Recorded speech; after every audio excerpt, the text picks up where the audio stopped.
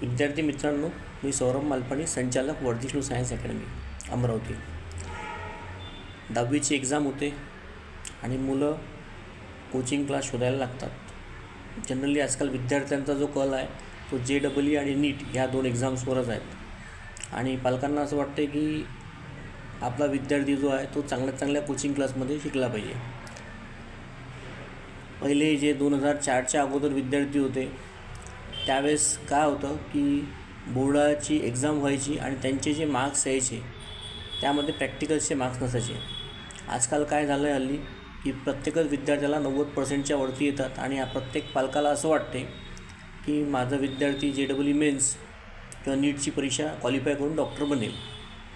आता मी त्याच्या डिटेल्समध्ये जास्त जाणार नाही, परंतु माझं वैयक्तिक मत असं आहे की ह्या सगळ्या गोष्टींच्या चक्करमध्ये पालकांना असं वाटते की मी चांगल्यात चांगल्या कोचिंग क्लासला माझ्या मुलाची किंवा मुलीची ॲडमिशन घ्यायला पाहिजे. आणि हे चुकीचंही नाही आहे.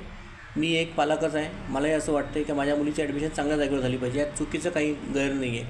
परंतु त्यांना सुरू होऊन जातात फोन येणे आणि ते येतात जे नॅशनल लेवलचे इन्स्टिट्यूट आहेत त्यांना फोन येणं चालू होऊन जातात आणि पालकांना ते मग डिस्काउंट देणे, हे देणे, ते देणे, या सगळ्या गोष्टी करून ते काहीतरी करून त्या विद्यार्थ्याला आपल्याजवळ आलं पाहिजे.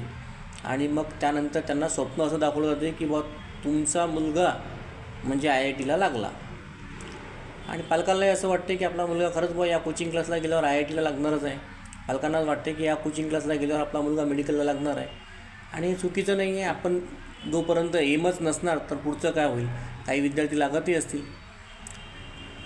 आता माझा हा व्हिडिओ बनवण्याचा उद्देश हा आहे की मी मागील 10 वर्षापासून अमरावती इथे कोचिंग इंडस्ट्रीमध्ये काम करत आहे आणि त्याच्या अगोदर 7 वर्ष परमनंटमधून DY Patil institute Mumbai, Raisoni group of institute Nagpur आणि सरस्वती इंजिनिअरिंग कॉलेज नवी मुंबईला काम केलेलं आहे.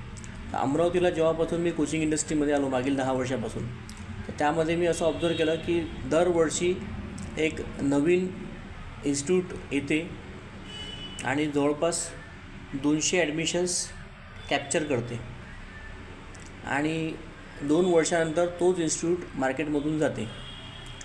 आणि हे जे काही पालक लोक असतात त्यांना एवढे फोन केले जातात आणि त्यानंतर पालक लोक त्या इन्स्टिट्यूटमधून जाऊन ॲडमिशन घेतात आणि साहजिक आहे त्यांनाही वाटते त्यांच्या पालकांचा रिझल्ट आला पाहिजे, पाल्यांचा रिझल्ट आला पाहिजे.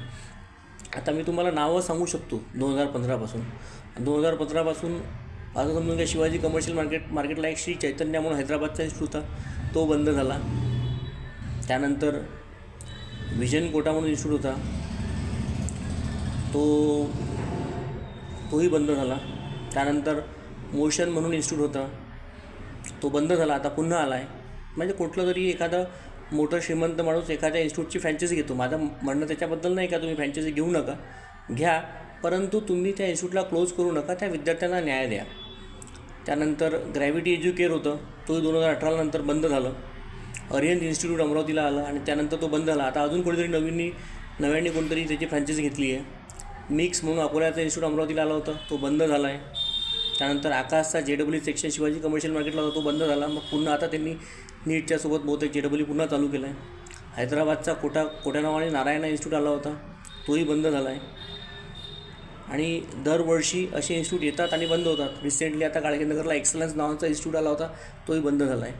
तर अशा प्रकारे मागच्या 10 वर्षात मी जवळपास कितीतरी हजार विद्यार्थ्यांची फसवणूक झाली.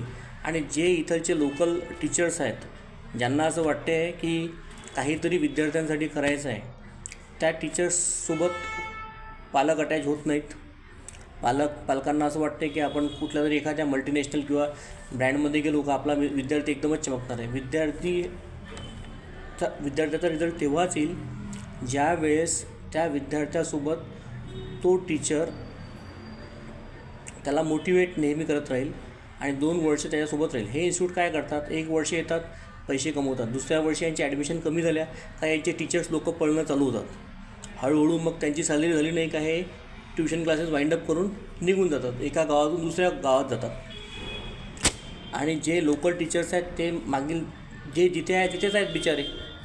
मग तुम्ही जर त्यांचा रिझल्ट आला नाही तर तुम्ही त्या टीचर्सला विचारू शकता जॉब, पण असं होत नाही आणि तो कोचिंग क्लास निघून जातो तरी पालक त्यांना काही प्रश्नही विचारत नाही. शेवटी काय होते, मग बरेच मोठे मोठे इन्स्टिट्यूट आहेत, मी नाव घेणार नाहीत, त्यांचे विद्यार्थी हैदराबादला, नागपूरला, कोट्याला जातात आणि 2 वर्ष जेव्हा त्यांचा JEEचा किंवा नीटचा रिझल्ट लागत नाही त्यानंतर ते क्रॅश कोर्स करायला माझ्याकडे येतात आणि त्यानंतर शेवटी ते MST-CT या नावाच्या एक्झामवर येतात महाराष्ट्र लेवलच्या आणि त्याच्या थ्रू त्यांना COEP, VJTI, SPIT, PICT अशा कॉलेजेसला ॲडमिशन घेतात. म्हणायचा उद्देश फक्त माझं एवढंच आहे की तुम्ही दिखावे पे मत जाओ, अपनी अकल लगाओ. आपल्या पाल्यातला बघा की इंटरेस्ट किती आहे आणि तो खरंच JEE लेवलची एक्झाम क्वालिफाय करू शकतो का, आणि जर क्वालिफाय करू शकत असेल तर टाका त्याला, आमची काही अडचण नाही आहे. पण नसेल तरी तुम्ही पैसेही खर्च करू नका तुम्हाला. आणि त्यानंतर काय होतं, एक फ्रस्ट्रेशन येते, विद्यार्थ्याला येते आणि पालकाला येते, ते तुम्हाला येणार नाही. म्हणून तुम्ही तुमच्या विद्यार्थ्याचं थोडं आकलन तर करा 10वीनंतर की तो त्याचा खरंच इंटरेस्ट आहे का आपण फक्त आपल्याजवळ पैसे आहे म्हणून आपण एखाद्या मोठ्या ब्रँडमध्ये टाकून द्यायचं आणि शेवटी त्याचा रिझल्टच येणार नाही, तर मग आउटपुटच येत नसेल तर ते करून तरी काय फायदा आहे. एवढं बोलून माझे 2 शब्द संपवतो. जय हिंद, जय महाराष्ट्र.